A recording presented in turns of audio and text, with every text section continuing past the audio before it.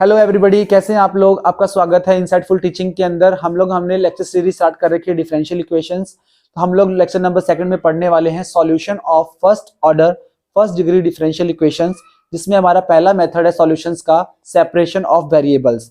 तो आइए स्टार्ट करते हैं सेपरेशन ऑफ वेरिएबल मेथड। तो देखिए, सबसे पहले हम लोग पढ़ेंगे पहला मेथड हमारे पास सेपरेशन ऑफ वेरिएबल मेथड। इस मेथड में हम लोग क्या करते हैं, हमारे पास जो जनरल डिफरेंशियल इक्वेशन होती है, general differential equation that is dy by D x equals to f of x comma y, जहां पे हमारे पास एफ एक्स वाई क्या है, एक्स और वाई का दो फंक्शन है। dy बाई डी एक्स हमारे पास फर्स्ट ऑर्डर है और इसकी डिग्री कितनी दे रखी है आपके पास, क्योंकि इसकी पावर कितनी है हमारे पास 1। सो हम लोग कहेंगे इसकी डिग्री कितनी है 1, और कितनी बार डिफरेंशिएट हुआ है 1 टाइम, तो इसलिए हमारे पास इसका ऑर्डर कितना हो गया 1। तो ऐसी डिफरेंशियल इक्वेशन को हम लोग सॉल्व करते हैं सेपरेशन ऑफ मेथड से। इफ अगर हमारे पास क्या हो, जो फंक्शन हम लोग ने लिखा है एक्स कॉमा वाई, इस फंक्शन को हम लोग सेपरेट कर सके। मान लो मैं सेपरेट कर रहा हूं G of X and H of Y के अंदर। कैसे सेपरेट करेंगे, एग्जाम्पल के थ्रू देखते हैं हम लोग कैसे सेपरेट करते हैं किसी फंक्शंस को। मान लो आप लोगों ने एक फंक्शन बनाया x comma y that is x cube and y square, then we can write it x comma y as x cube into y square which implies g of x into h of y. अगर हम लोग किसी function को completely x का function और y के function में अलग अलग लिख सकते हैं, तो हम लोग कहेंगे this function can be separable. तो हम लोग कहेंगे उन दोनों फंक्शन को सेपरेट कर सकते हैं। उसी केस में हम लोग क्या कर सकते हैं, सेपरेबल मेथड लगा सकते हैं। सेपरेबल मेथड एग्जांपल और देखते हैं। मान लो कि ऐसे फंक्शन जिनको हम लोग सेपरेट नहीं कर सकते, X comma Y equals to में x square plus Y square. तो देखिए, इस मेथड के अंदर हम लोग कंप्लीटली एक्स का फंक्शन और वाई का फंक्शन अलग अलग नहीं लिख सकते, मतलब मल्टीपल्स में नहीं लिख सकते। एडिशन केस में आएगा तो ये मेथड हमारे पास अगर ऐसी टर्मिनोलॉजी दे रखी है तो इस केस में हमारे पास सेपरेबल ऑफ वेरिएबल मेथड नहीं अप्लाई होगा। अगर इसकी जगह पे हमें दिया होता x square into y square, या फिर आपको दिया होता एक्स स्क्वायर इंटू में साइन ऑफ वाई, ऐसी कंडीशन दे रखी होती, तब हम लोग क्या लगाते हैं वहां पे separable of variable method apply करते। तो आइए देखते हैं कुछ एग्जांपल के साथ हमारे पास डिफरेंशियल इक्वेशन को कैसे सॉल्व करते हैं। एक एग्जांपल हमारे पास लिखा हुआ है dy by D x equals to E की पावर x माइनस का y प्लस में एक्स स्क्वायर ई की पावर माइनस वाई। तो हम लोग इस डिफरेंशियल इक्वेशन को देखते हैं कि क्या ये डिफरेंशियल इक्वेशन हमारे पास सेपरेबल मेथड से अप्लाई हो सकती है या नहीं हो सकती। तो चलो देखते हैं। पहले हमारे पास यहाँ पे हम लोग देखें तो x ऑफ y हमारे पास जो फंक्शन है वो लिखा हुआ है x की power y x minus y plus में एक्स स्क्वायर ई की पावर माइनस का y। तो हम लोग जानते हैं कि हमारे पास हम लिख सकते हैं x की पावर माइनस ऑफ ई की पावर माइनस का y, क्योंकि हम लोग जानते हैं कि जब बेस सेम होती है तो पावर्स ऐड हो जाती हैं। उसी प्रॉपर्टी को हमने क्या किया, रिवर्स कर दिया। दैट इज हमारे पास अगर पावर्स ऐड अप हो रखी हैं तो उनको सेम बेस के अंदर अलग अलग तरीके से लिखा जा सकता है। सिमिलरली यहाँ लिखा हुआ आपके पास एक्स स्क्वायर ई की पावर माइनस का वाई। तो यहाँ देखते हैं हम लोग ई की पावर माइनस वाई को कॉमन निकाल लिया, तो ई की पावर एक्स प्लस में एक्स स्क्वायर। तो हम लोग देख रहे हैं कि इस फंक्शन को हम लोग लिख सकते हैं जी ऑफ वाई इंटू में हमारे पास एच ऑफ एक्स। दो अलग अलग x और y के फंक्शंस के मल्टीपल में इस फंक्शन को रिप्रेजेंट कर सकते हैं। इसलिए इस मेथड पे हमें क्या लगेगा, डिफरेंशियल इक्वेशन पे हम लोग separation of variable method apply कर सकते हैं। तो देखिए हम लोग ऑन अप्लाइंग, तो हम लोग कहेंगे given differential equation is a first order first degree differential equation. So on applying separation of variable method, we have dy by dx equals to e की पावर x माइनस का y plus में x square into ई की power minus का y, जिसे हम लोग आगे resolve कर ले सकते हैं। और तो हमें क्या मिलेगा यहां से, इसे हम लोग अगर मिटा दे तो हमें क्या मिल जाएगी डिफरेंशियल इक्वेशन। यहां से देखिए इसे हम लोग लिख सकते हैं dy by D x equals to, इसमें से हमें क्या लिख सकते हैं इसको e की पावर माइनस का y इंटू ई की पावर x प्लस में एक्स स्क्वायर। तो हम लोग देख रहे हैं कि इस डिफरेंशियल इक्वेशन को हम लोग क्या कर सकते हैं, सेपरेट कर सकते हैं। कैसे सेपरेट कर सकते हैं कि x को फंक्शंस को एक तरफ रख लें, y के फंक्शंस को एक तरफ रख लें, मतलब कि x की जितनी भी टर्म्स हैं उन सारी टर्म्स को लेफ्ट हैंड साइड में रख दें और सारी टर्म्स को हम लोग एक साइड राइट हैंड साइड में रख लें। तो हम लोग लिखे हमारे पास d ऑफ y, तो यहाँ वाले टर्म को ले जाए इधर की तरफ हमारे पास e की पावर माइनस वाई, और इधर रख लेंगे e की पावर x प्लस में x स्क्वायर इंटू dx।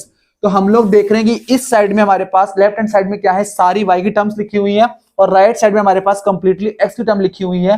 तो ऐसा अगर हम लोग कर पाते हैं तो हम लोग कहते हैं कि गिवन डिफरेंशियल इक्वेशन हमारे पास सेपरेबल मेथड से अप्लाई हो सकती है, अदरवाइज हम लोग उसे अप्लाई नहीं कर सकते। तो यहां से हम लोग कह रहे हैं कि अगर हम e की पावर माइनस वाई को ऊपर ले जाए तो क्या मिलेगा आपको, e की power y d of y equals to e की पावर x प्लस में x square into d of x on integrating both side, on integrating both side क्या मिल जाएगा आपको, दोनों साइड में इंटीग्रेट करने पर इंटीग्रेटिंग बोथ साइड e की power y dy is equals to e की पावर x प्लस में x square d of x।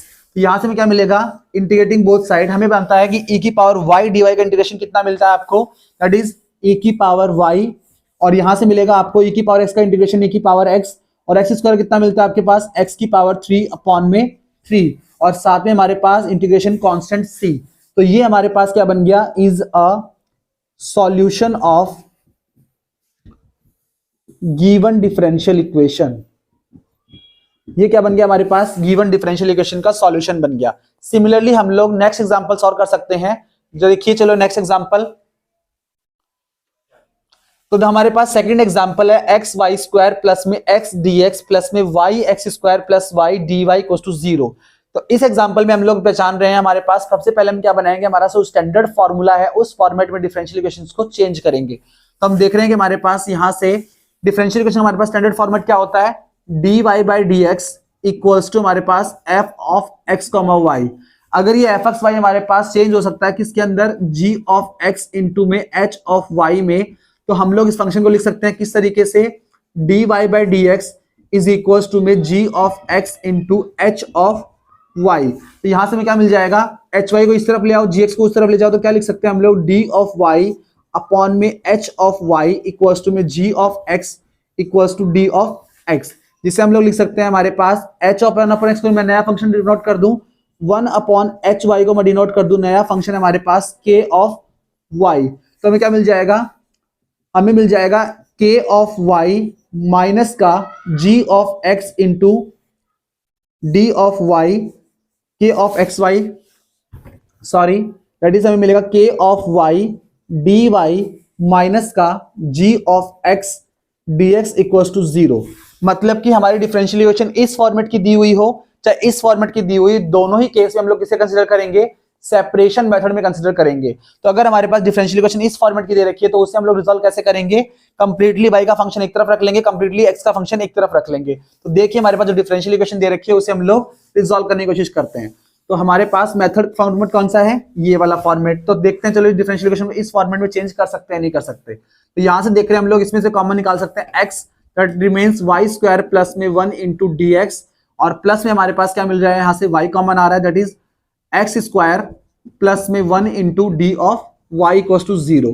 तो यहां से क्या कर लो, y के टर्म्स को उधर भेज दो, दैट इज x इंटू में हमारे पास y स्क्वायर प्लस में 1 D of x equals to क्या मिल गया आपको, दैट इज हमारे पास मिलेगा माइनस का y x स्क्वायर प्लस 1 का dy। तो हम लोग देख रहे हैं कि अगर मैं यहाँ पे x की टर्म्स को रखूं और इधर y की टर्म्स को रखूं तो इस y वाली टर्म को मुझे क्या करना पड़ेगा, इधर भेजना पड़ेगा, और इस x स्क्वायर वाली टर्म को इधर भेजना पड़ेगा। तो मुझे क्या मिलेगा यहाँ से x into D of x, और ये वाली टर्म नीचे आने पे क्या मिलेगा आपको, x स्क्वायर प्लस में 1, और इधर मिल जाएगा माइनस का y D of y upon में ये वाली टर्म जो हमारे पास x y वाली टर्म है वो इधर जाएगी, नीचे जाएगी, तो क्या मिलेगा y स्क्वायर प्लस में 1।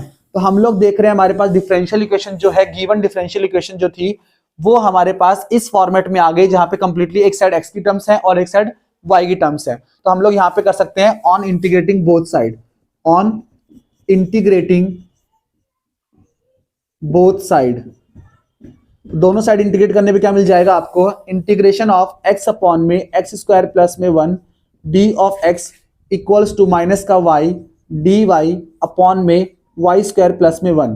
तो हमें इन दोनों तरफ इंटीग्रेट करने पे क्या मिलेगा आपको, हम लोग देखते हैं कि x अपॉन में x स्क्वायर प्लस 1 का इंटीग्रेशन करना है, यहाँ भी सेम इंटीग्रेशन लिखा हुआ है, तो हम लोग एक तरफ का इंटीग्रेशन कर लेते हैं, हमें दूसरी तरफ का इंटीग्रेशन मिल जाएगा। तो हम लोग देखते हैं इंटीग्रेशन कैसे रिजॉल्व करना है इसका। तो हम लोग जानते हैं कि जब भी हमारे पास इंटीग्रेशन होता है तो इंटीग्रेशन में हमारे पास क्या तरीके होते हैं, या तो हमारे पास डायरेक्ट कोई फॉर्मूला बन रहा हो, यहाँ पे कोई फॉर्मूला हमारे पास इस फॉर्मेट का नहीं होता तो फॉर्मूला हट गया, दूसरा मेथड होता है हम लोग क्या करते हैं, u इंटू वी से इंटीग्रेट करते हैं। क्या हमारे पास फर्स्ट इंटू सेकंड वाला जो u इंटू वी मेथड लग रहा है, क्या वो यहाँ अप्लाई हो पा रहा है? तो हम लोग देख रहे हैं कि वो भी यहाँ पे अप्लाई नहीं हो पा रहा। तीसरा मेथड हमारे पास क्या बनता है कि हम लोग कुछ ना कुछ सब्स्टिट्यूट करते हैं कि ऊपर वाली जो वैल्यू है या फिर साइड वाली जो वैल्यू है डिफरेंशिएट करने पे वैल्यू मिल जाए। तो हम लोग देख रहे हैं कि नीचे वाली वैल्यू को अगर मैं सब्स्टिट्यूट करूं that is x square plus 1 को t रिप्लेस करूं तो मुझे क्या मिलेगा, twice of x dx dt। तो मतलब हमारे पास इसे मुझे क्या बनाना पड़ेगा, 2 बनाना पड़ेगा। तो मैं लिख सकता हूं given equation can be written as 2 times of x upon में x square plus 1 D of X equals to minus का 2 टाइम्स ऑफ y अपॉन में Y square plus 1 into D Y. मतलब मैंने क्या किया, दोनों तरफ से 2 को मल्टीप्लाई कर दिया। नाउ हमें क्या मिल जाएगा यहाँ पे, put x square plus 1 equals to t and put y square plus 1 equals to में एस। यहां से क्या मिलेगा आपको, 2 times of x D x equals to क्या मिल गया आपको, रिप्लेस हो गया डी टी के अंदर, यहाँ रिप्लेस हो गया 2 times of Y D y equals to क्या मिल गया आपको, डी ऑफ एस के अंदर। तो देखो यहाँ लिखा हुआ है 2x dx, तो ये कितना रिप्लेस हो जाएगा हमारे पास, 2x dx रिप्लेस हो जाएगा dt के अंदर, ये बना dt और नीचे टर्म बन गया हमारे पास t। सिमिलरली हमारे पास यहाँ कितना बचा, 2y dy बन गया हमारे पास ds दैट इज माइनस का d ऑफ s अपॉन में y स्क्वायर प्लस 1 कितना बन गया हमारे पास, सिंपली s। और हम लोग जानते हैं 1 अपॉन t का t के रिस्पेक्ट में डिफरेंशियल इंटीग्रेशन क्या होता है हमारे पास, log ऑफ t। और यहां से हमारे पास इसका फॉर्मूला कितना बनता है, माइनस का log ऑफ s और साथ में क्या यूज करना है, integration constant that is c। तो हम लोग क्या करते हैं, लेट c इक्वल्स टू में log ऑफ c1, ताकि हमारी कैलकुलेशन जो है ये हम लोग c को log c1 क्यों एज्यूम कर रहे हैं, ताकि हमारी जो कैलकुलेशन करनी है हमें वो इजी हो जाए, तब हम लोग इसे log c में यूज कर रहे हैं। तो हमारी डिफरेंशिएशन कितनी बच जाएगी, यहां से इसे पुट करने पर, इसे सब्स्टिट्यूट करने पर हमें मिलेगा that is log of t equals to में माइनस का log ऑफ s प्लस में log ऑफ c1।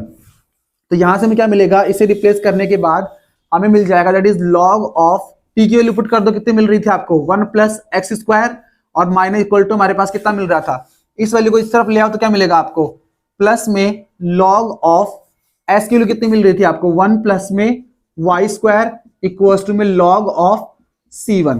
तो दोनों तरफ क्या यूज कर लेंगे हम लोग, log की प्रॉपर्टी यूज कर लेंगे, log ऑफ a प्लस में log of b can be written as log of a b. तो ये जो log की प्रॉपर्टी हमारे पास है इसका यूज करें तो क्या मिलेगा आपको, that is log of 1 plus में एक्स स्क्वायर इंटू 1 प्लस में Y square equals to log of c1। Now taking anti log on both side, अब क्या करेंगे हम लोग, दोनों तरफ क्या ले लेते हैं, एंटी लॉग ले लेते हैं। तो क्या मिल जाएगा आपको, दैट इज 1 प्लस में एक्स स्क्वायर 1 प्लस में Y square equals to c1 which is required general solution of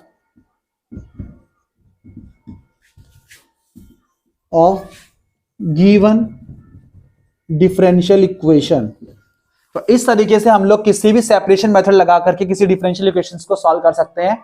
इसी के साथ हमारा लेक्चर समाप्त होता है, मिलते हैं नेक्स्ट लेक्चर के अंदर। Thank you so much.